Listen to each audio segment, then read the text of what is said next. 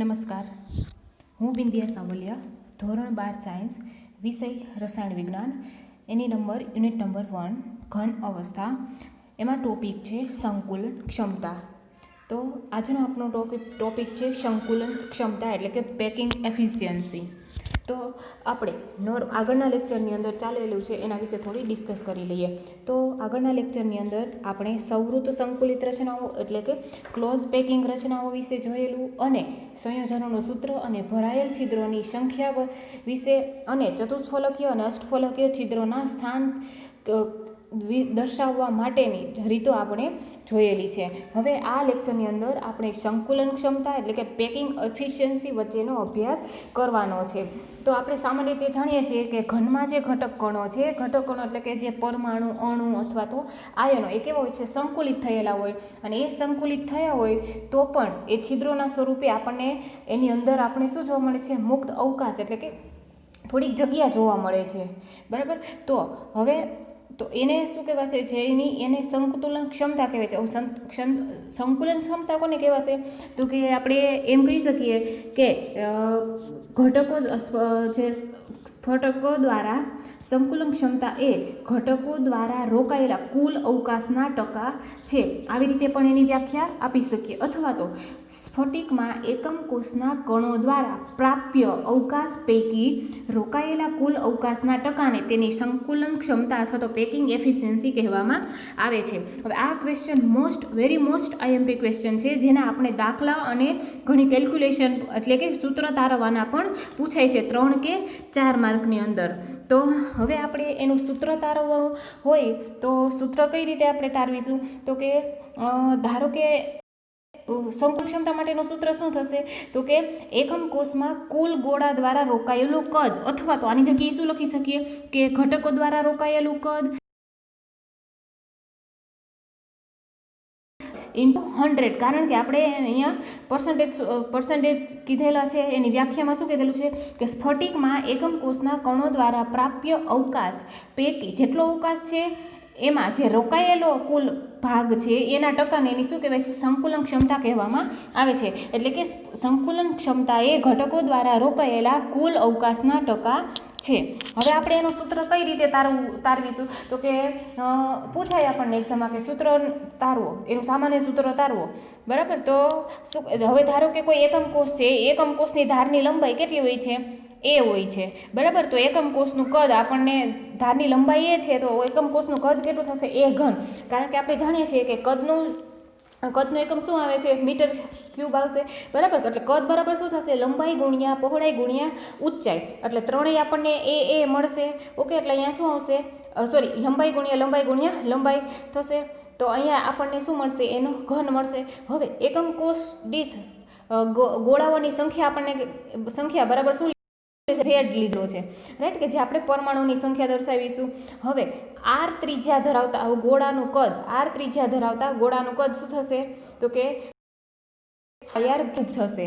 બરાબર. હવે આ જે વેલ્યુ છે આપણે આ સૂત્રની અંદર મૂકી દઈએ તો હવે સંકુલન ક્ષમતા એટલે પીઈ શેના માટે લખેલું છે? તો કે packing efficiency is equal two શું આવશે? એકમ કોષમાં કુલ ગોળા દ્વારા રોકાયેલું કદ અથવા તો ઘટકો દ્વારા રોકાયેલું કદ. તો ઘટકો હોય છે. બરાબર. તો એના માટે ઝેડ કે ગોળાની સંખ્યા કેટલી છે એને ઝેડ ઇન્ટુ એનું કદ. બરાબર. એટલે 4/3 પાયર ક્યુબ ડિવાઈડ બાય એકમ કોષનું કદ. એકમ કોષનું કદ કેટલું આવશે? એ ક્યુબ મળશે ઇન્ટુ 100. તો આ રીતે આપણે એનું સૂત્ર તારવી શકીએ છીએ. હવે આ પેકિંગ એફિશિયન્સી એટલે કે સંકુલન ક્ષમતાની અંદર આપણે 3 ઘન માટે શોધવાની છે પેકિંગ ક્ષમતા. સાદો ઘન, બીસીસી અને એફસીસી માટે આપણે શોધવાની છે. તો આપણે સ્ટાર્ટ કરીશું એચસીપી અને સીસી ક્ષમતા. બરાબર. તો હવે અહીંયા શું કરવાનું છે? તો કે હવે ધારો કે આપણી પાસે એક સાદો ઘન હોય. બરાબર. હવે સાદો ઘન હોય તો એમાં હવે આપણે કે ઘટકો દ્વારા એક સાદો ઘન લઈએ પહેલાં તો હવે ધારો કે આ જે સાદો ઘન છે તો એ સાદો ઘનમાં એફસીસી રચના હોય છે. તો એફસીસી રચના હોવાથી પરમાણુ છે એ ક્યાં ગોઠવાયેલા જોવા મળશે આપણને? ખૂણા પર અને ફલક પર ગોઠવાયેલા જોવા મળશે. તો અહીંયા આપણને આ બે ખૂણા પર અને આ એક ફલક ઉપર ગોઠવાયેલા જોવા મળે છે. તો આવા કેટલા ગોળા છે? અહીંયા 3 ગોળા છે. તો કે એક આ ફલકમાં જે મધ્યમાં છે અને આ બે છે એ ક્યાં છે? ખૂણા પર છે. હવે આના જે કેન્દ્ર બિંદુઓ છે એને જોડી દઈએ તો આપણને જો અહીંથી અહીંયા જે તૂટક રેખા બતાવેલી છે બરાબર, તો એ શું કરેલું છે? કેન્દ્ર બિંદુને જોડી દીધા છે બરાબર. તો કેન્દ્ર બિંદુને જોડતા આ જે તૂટક રેખા દેખાય છે આપણને એને શું કહેવાશે? વિકર્ણ કહેવાશે. કેવો વિકર્ણ કહેવાશે? બાહ્ય વિકર્ણ કહેવાશે બરાબર. અને આ જે દેખાય છે બરાબર એને આપણે શું કહેવાય છે? ધાર કહેવાય છે. શું કહેવાય છે? ધાર, કે જેને આપણે એ નામ આપીશું, સ્મોલ એ કહીશું, રાઈટ. તો હવે આપણે એને નામ આપી દઈએ.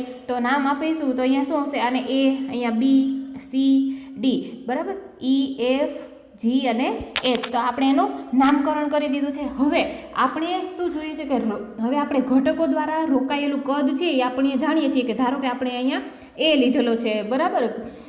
ઘટકો દ્વારા રોકાયેલું કદ આપણે જાણીએ છીએ કે એફસીસી ઘનમાં એકમ કોષ દીઠ એફસીસી ઘનમાં એકમ કોષ દીઠ કેટલા પરમાણુ હોય છે અથવા તો કેટલા ઘટકો હોય છે? તો કે 4 ઘટકો હોય છે. તો હવે ગોળાનું કદ કેટલું છે?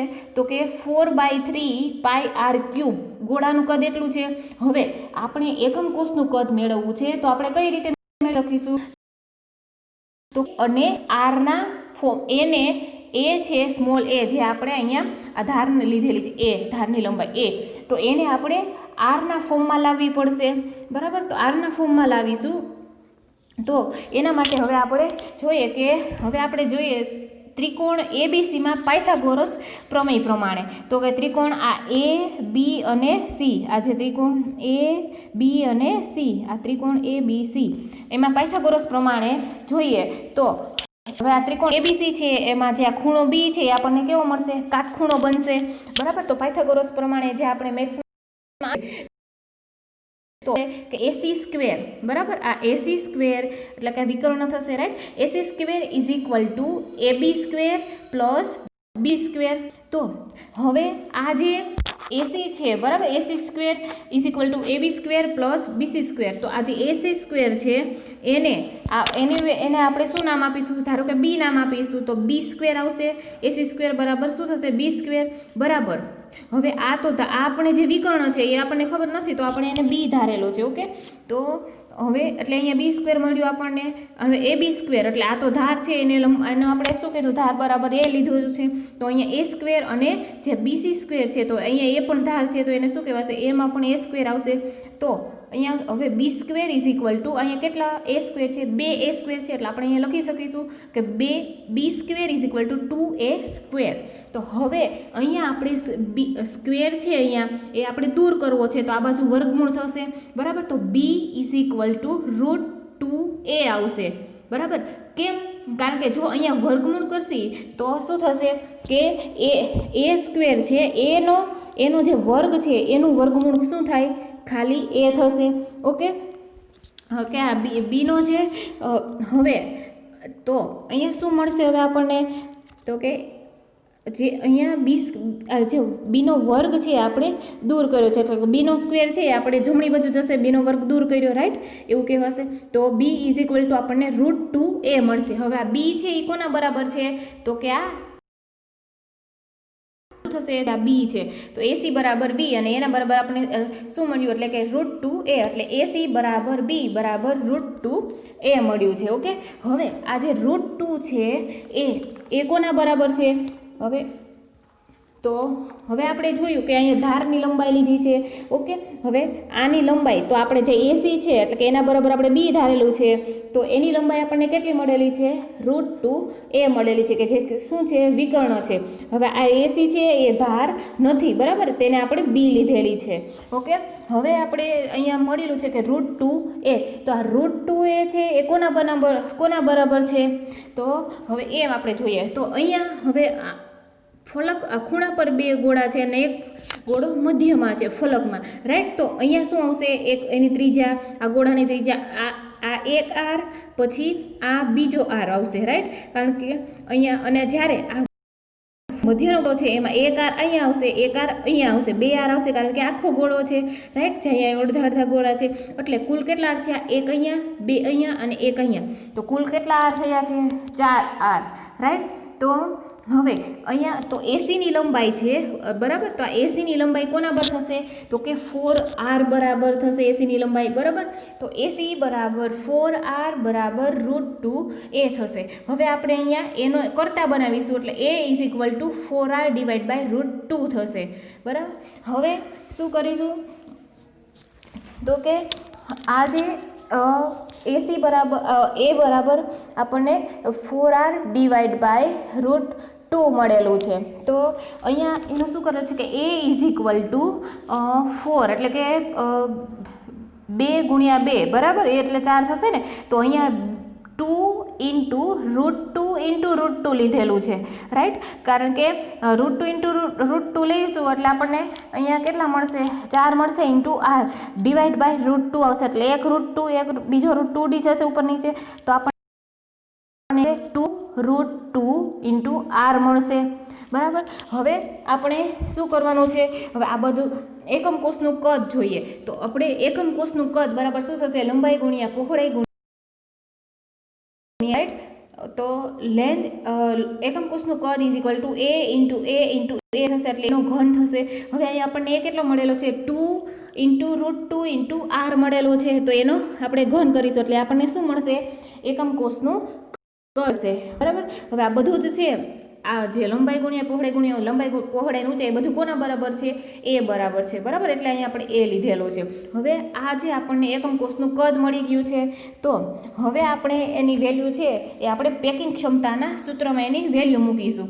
તો પેકિંગ ક્ષમતાનું સૂત્ર, સંતુલન ક્ષમતાનું સૂત્ર શું છે? તો ઘટકો દ્વારા રોકાયેલું કદ છેદમાં એકમ કોષોનું કુલ કદ ગુણ્યા 100.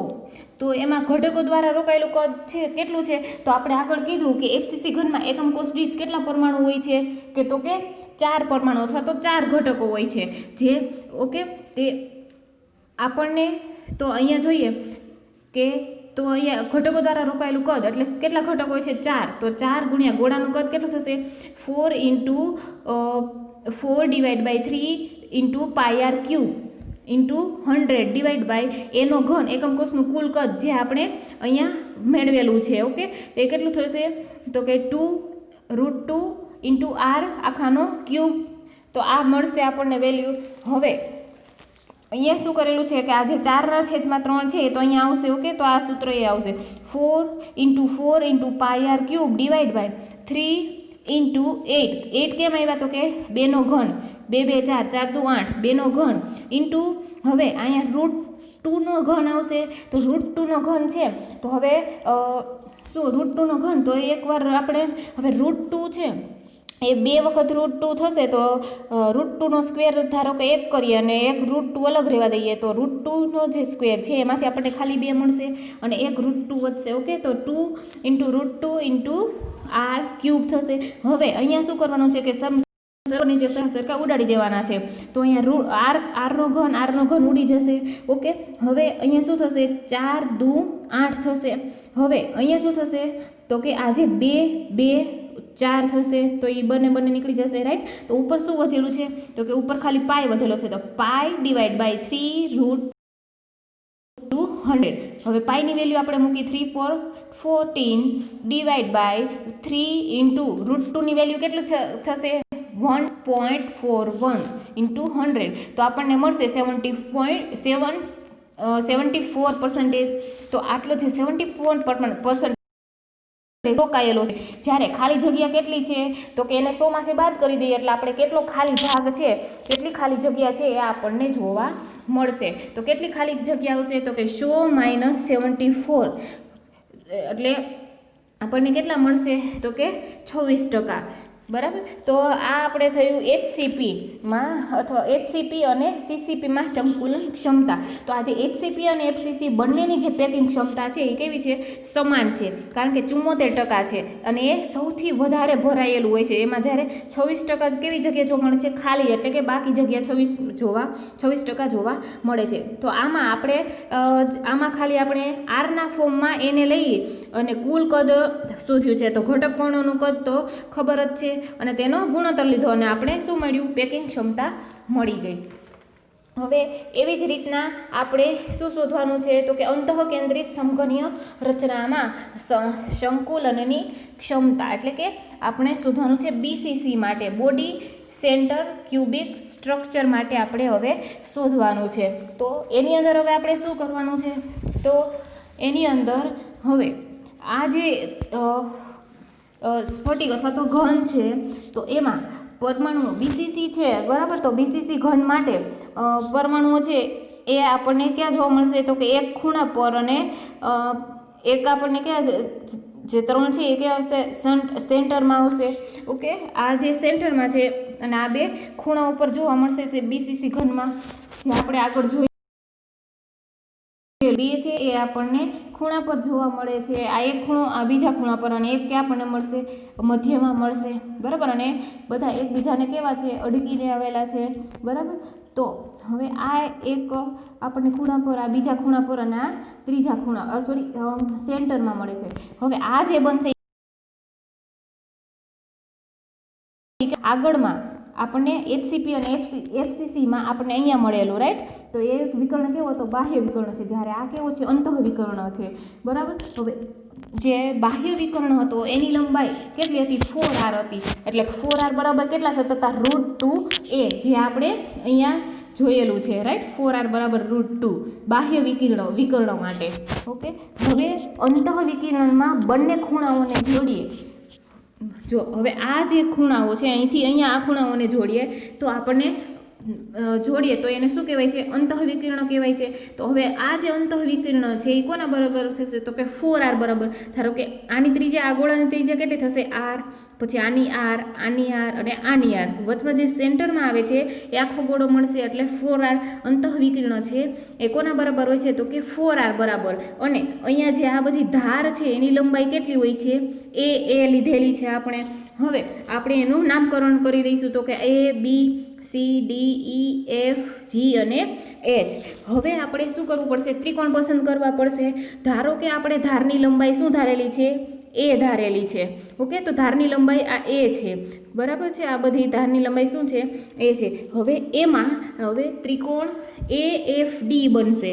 તો આ ત્રિકોણ AFD બને છે. ઓકે, આ ત્રિકોણ AFD બને છે. તો તેમાં AD બરાબર, જો આ AD છે એ બરાબર શું થશે? A થશે. જ્યારે આપણે આ FD છે, આ FD આપણને ખબર નથી, બરાબર. તો હવે આપણે આ જે FA છે એ પણ આપણને ખબર નથી. હું માની લો કે FD એ શું છે? બાહ્ય વિકર્ણ છે. આ FD એ બાહ્ય વિકર્ણ છે, એટલે આપણે એને B કહીએ. જ્યારે FA ને આપણે લંબાઈ ધારી લઈએ, બરાબર, અને એને ગણવાની છે. ઓકે, તો એ ગણવા માટે આપણે પહેલાં શું કરવું પડશે? તો કે એ ગણવા માટે આપણે પહેલાં ત્રિકોણ EFD બાહ્ય વિકર્ણ ગણવું પડશે. તો જોઈએ કે ત્રિકોણ EFD માં કેવો હશે? કાટકોણ બનશે. તો જોઈએ કે ત્રિકોણ EFD માં ખૂણો E એ કેવો છે? કાટકોણ છે. તો પાયથાગોરસના પ્રમેય પ્રમાણે શું થશે? FD નો square is equal to ED નો સ્ક્વેર પ્લસ EF નો સ્ક્વેર. તો FD નો સ્ક્વેર શું આપેલો છે આપણે? FD બરાબર આપણે B ધારેલો છે, રાઈટ. તો B square FD square is equal two, હવે EF અને ED બરાબર શું છે? ધાર A લીધેલી છે, રાઈટ. તો A square plus A square આવશે. હવે અહીંયા FD બરાબર તો આપણે B લીધેલો છે, તો B square is equal two અહીંયા કેટલા A સ્ક્વેર છે? 2A સ્ક્વેર છે, એટલે અહીંયા 2A સ્ક્વેર મળશે. હવે આ સ્ક્વેરને દૂર કરવો છે, બરાબર. તો એ જમણી બાજુ ખસશે ને, અહીંયા આ બાજુ આવશે ને, તો B is equal to √2 into A મળશે, કારણ કે એનો વર્ગનું જે વર્ગમૂળ કરવું છે એટલે આપણને A મળશે. હવે આપણે B બરાબર શું મળ્યું? √2a. તો હવે આપણે આ જે B બરાબર √2a છે એ કોની લંબાઈ થશે? તો કે FDની. તો હવે આપણે એમ કહી શકીએ કે FDની લંબાઈ શું મળી ગઈ આપણને? √2a મળી ગઈ છે. તો હવે આપણે આ જે FA છે એની લંબાઈ પણ આપણે શોધી શકીશું.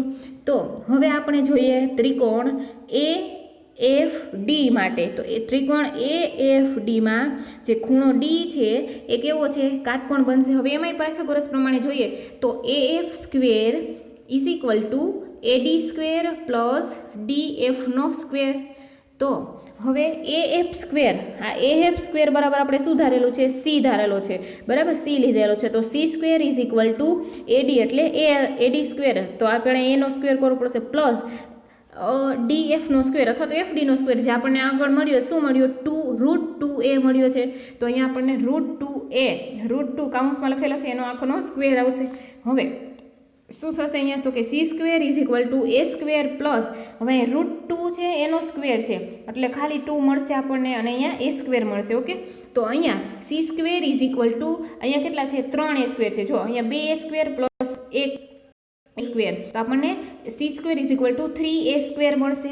હવે અહીંયા સ્ક્વેરને દૂર કરવો છે તો સી ઇઝ ઇક્વલ ટુ √3, કારણ કે જે આ રીતે આગળ કીધું એમ કે એનો વર્ગનું જે વર્ગમૂળ કરવાનું છે તો આપણને ખાલી એ મળશે.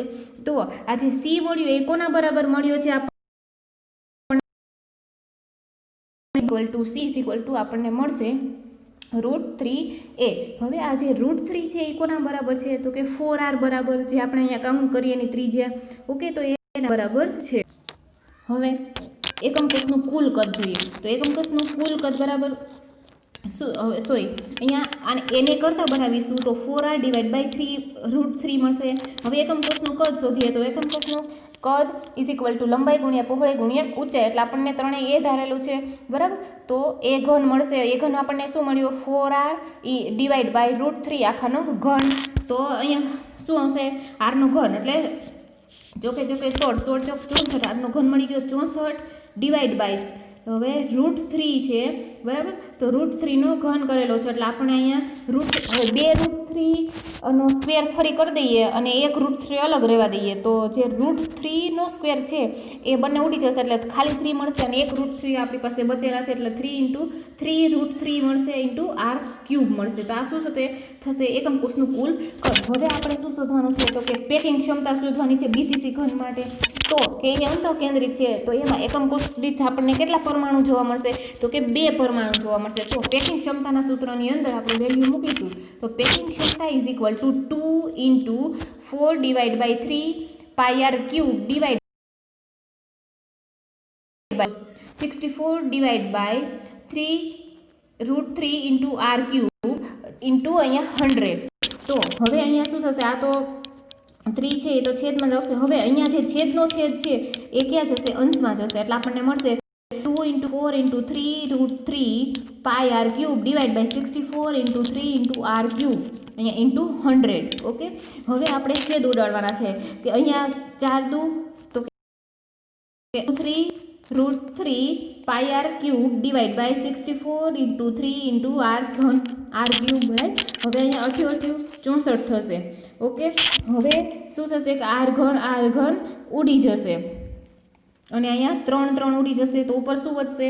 તો કે √3 π ડિવાઈડ બાય 8 ઇન્ટુ 100. હવે અહીંયા વેલ્યુ મૂકીશું. √3 ની વેલ્યુ કેટલી હશે? 1.73 ઇન્ટુ પાઈની વેલ્યુ 3.14 ડિવાઈડ બાય 8 ઇન્ટુ 100 એટલે આપણને મળશે 68%. તો આ જે 68% છે એ ભાગ કેવો છે? રોકાયેલો છે. જ્યારે ખાલી સ્થાન કેટલું મળશે આપણને? કે આ ભરાયેલી જગ્યા કેટલી છે? તો કે 68%. જ્યારે ખાલી સ્થાન અથવા તો ખાલી જગ્યા બાકી રહેલી જગ્યા કેટલી મળશે? તો કે એને 100 માંથી 68 છે એ બાદ કરી દેવાના. તો 100 માઇનસ 68 એટલે આપણને ખાલી સ્થાન કેટલો મળશે? તો કે 32% છે એ આપણને ખાલી ભાગ મળશે. હવે આપણે કોના માટે શોધવાનું છે? તો કે સાદા ઘન માટે શોધવાનું છે. હવે સાદા ઘનમાં પરમાણુઓ માત્ર ક્યાં જ ગોઠવાયેલા હોય છે? તો કે માત્ર ખૂણા પર જ ગોઠવાયેલા હોય છે, બરાબર. તો હવે આ જે બે ઘટક કણ, ધારો કે અહીંયા અને અહીંયા, રાઈટ. તો હવે આ જે બે ઘટક કણ હશે અને એ બંને કેવો હોય છે? બંને ધાર પર અડેલા જ હશે. તો હવે જ્યારે આપણે આગળ જોયું બીસીસીમાં, બરાબર, તો આ બીસીસીની અંદર અડેલા નહોતા, એવું નહોતું. કેમ? કારણ કે તેમાં વચ્ચે શું છે? પરમાણુ ગોઠવવાના કારણે જે બીજા ઘટક કણ વચ્ચે ખૂણા પરના એના વચ્ચે આપણને શું મળશે? જગ્યા હશે. અને પેલું હતું FCC વાળું કે ફર્સ્ટમાં જે ફલક પર હોવાને કારણે હશે, રાઈટ. તો હવે જ્યારે આ બંનેમાં છે એ કેવા છે, અડેલા છે, તો અડેલા છે, સોરી એ સાદા ઘનમાં, બંનેમાં ધાર છે કેવી છે, અડેલી છે. જ્યારે આપણે ધાર બરાબર શું થશે, એ થશે. હવે જો આગળ આપણે કીધું કે એફસીસી ઘનમાં, તો એફસીસી ઘન તેમાં જે વચ્ચે પરમાણુ ગોઠવવાના કારણે જે બીજા ઘટક કણ વચ્ચે આપણને એટલે કે ખૂણા પરના વચ્ચે શું જોવા મળશે, જગ્યા મળશે. ધારો કે જે આ બીસીસી ઘનમાં છે એક અહીંયા મૂકી દઈ અને એક અહીંયા મૂકી દઈ, ઓકે, તો આ બેની વચ્ચે આપણને શું જોવા મળશે, અવકાશ જોવા મળશે. કારણ કે અહીંયા છે જે અહીંયા પરમાણુ ગોઠવાય છે તો બંને વચ્ચે શું રહેશે, જગ્યા રહેશે. એટલે કે ધાર બંનેની અડતી નથી, એટલે કે આપણે અહીંયા જે ધાર અહીંયા અડતી નથી, તો સાદા એકમ કોષની અંદર આપણે શું લઈ શકીશું, એ બરાબર આપણે 2r લઈ શકીશું. તો એ બરાબર અહીંયા શું થશે, 2r થશે. હવે એકમ કોષનું કદ બરાબર શું થશે, એનો ઘન થશે. તો એ આપણને અહીંયા શું મળેલો છે, 2r મળેલો છે. તો 2r નો ઘન એટલે 2 નો ઘન શું થશે, 8. તો 8r નો ઘન. હવે આ સાદા એકમ કોષ દીઠ પરમાણુની સંખ્યા કેટલી હોય છે, એક જ હોય છે, અથવા તો ઘટકણો કેટલા હોય છે, એક હોય છે. તો હવે એને આપણે પેકિંગ ક્ષમતાના સૂત્રની અંદર વેલ્યુ મૂકી દેવાની છે. તો પેકિંગ ક્ષમતા બરાબર એક જ ઘટકણ હોય છે, બરાબર.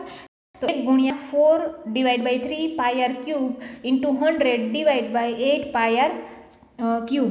તો અહીંયા શું આવશે, 4 πr³ ડિવાઈડ બાય 8 πr³. તો r³ ઉપર નીચે ઉડી જશે. અહીંયા 4 દુ 8 આવશે.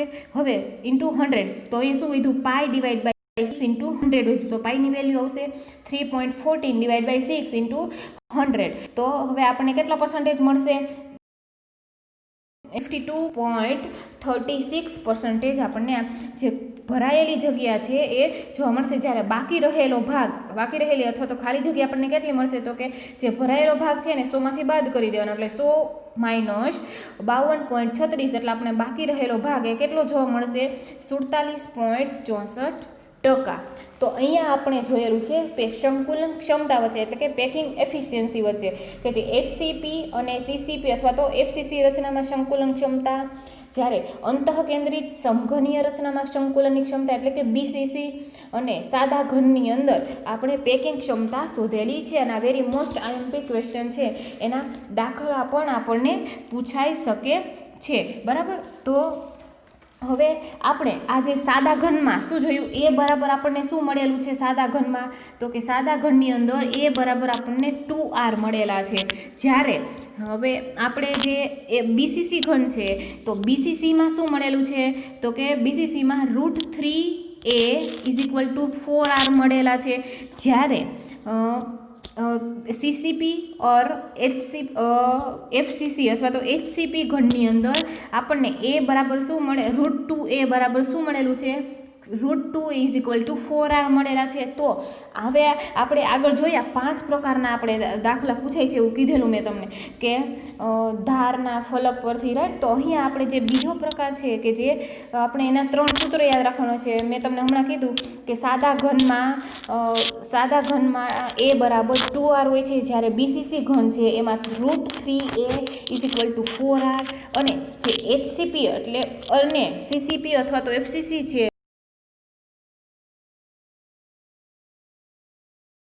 ધાર અને ત્રિજ્યા આધારિત દાખલા પૂછી શકાય છે. જો ધાર આપેલી હોય તો આપણે ત્રિજ્યા શોધવાની હોય, અને જો ત્રિજ્યા આપેલી હોય તો આપણે ધાર શોધવાની હોય. એના વેરી મોસ્ટ આઈએમપી ક્વેશ્ચન છે કે જેના 3 કે 4 માર્કમાં દાખલા અને જે પેકિંગ ક્ષમતા શોધવા માટેનું સૂત્ર તારવો એવું પણ પૂછવામાં આવે છે. અને સ્ફટિક સંકુલન ક્ષમતા એટલે શું, અથવા તો એનું સામાન્ય સૂત્ર તારવો એ પણ આપણે પૂછી શકાય છે, બરાબર. હવે નેક્સ્ટ લેક્ચરની અંદર આપણે એકમ કોષ પરિમાણમાં સમાવિષ્ટ ગણતરીઓ વિશેનો અભ્યાસ કરવાનો છે.